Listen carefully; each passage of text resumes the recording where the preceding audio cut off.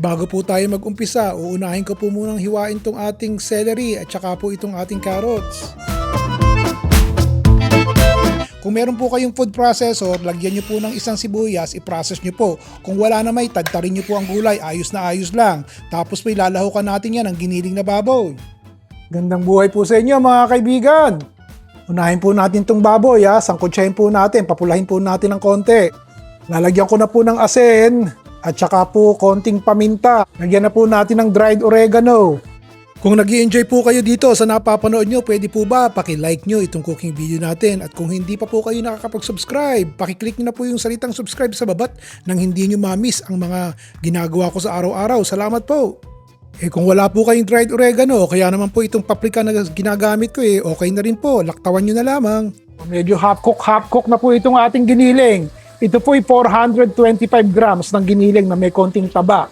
Lagay na po tayo ng ating bawang. Diretso ko na po yung ating maraming carrots at saka po yung sibuyas na nakita nyong ipinrocess ko sa aking mini food processor. Kung wala namang food processor, tadtarin nyo na lamang. Papatisan ko na po, Pinoy na Pinoy. Tutubig-tubig na po. Siyempre yung carrots maraming tubig di po ba? Isasama ko na ito pong ating celery. Hindi ko po isasama lahat Siguro po yung mga 3 kutsarang ginayat na celery.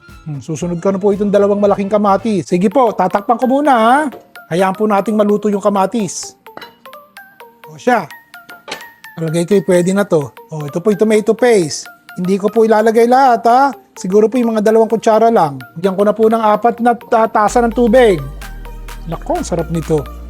Ilalagay ko na po itong 1 cube Bahala po kayo kung kayo naglalagay. Para pong kulang ng paminta, ilalagyan ko pa. Ito po yung maisa lata. Dinadagdag ko na lang to. Para po maraming makakain at masarap. May mais to. Yan. Yun. Sige, sama natin.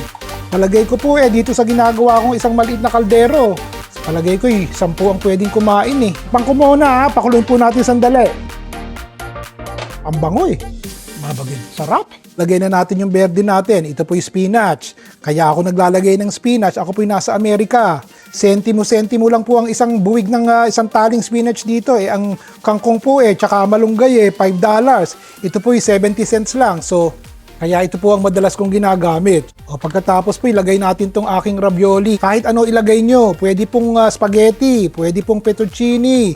Kahit ano, ito lang po meron ako. Pero yung macaroni, fettuccine, spaghetti, tin spaghetti, capellini, kahit ano. Basta noodles. Isang maliit na all-purpose cream. Mahina na po ang apoy. Ilalagay ko na yun, ganun. Charon na gamitin natin para makita nyo. Tignan nyo po yan. Yan ba ang hindi nyo kakainin? Panganda po natin yan, Pinatay ko na po yung apoy at lagyan natin ng konting keso. Pwede na. Nakaraos po tayo. Bukas po ulit. Si Ron Bilaro.